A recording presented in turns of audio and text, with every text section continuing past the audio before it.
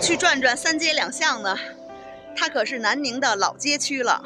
从这儿可以了解更多的南宁历史啊，里边还有很多南宁的老字号。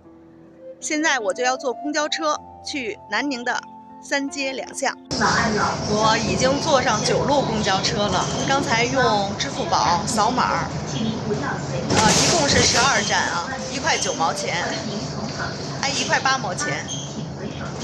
这个点儿坐公交的人好少啊！现在是下午的3点多钟。看看沿路南宁的街区，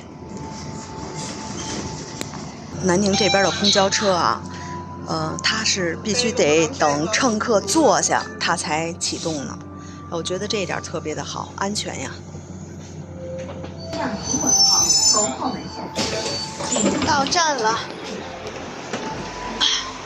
这一站呀是邓颖超纪念馆，我还需要再走400-500米吧，才能到我要去的三街两巷。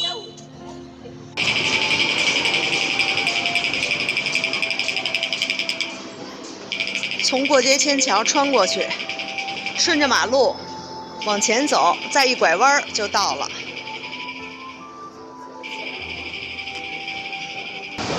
这个是百盛，北京也有百盛，南宁也有个百盛。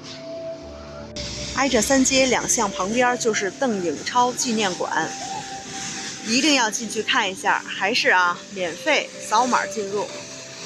好了哈，很方便呀，特别的快。进去看看邓妈妈，南宁的女儿。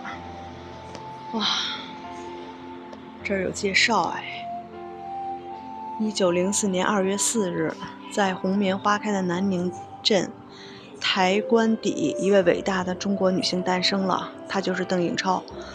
邓颖超生于南宁，是个地地道道的广西人。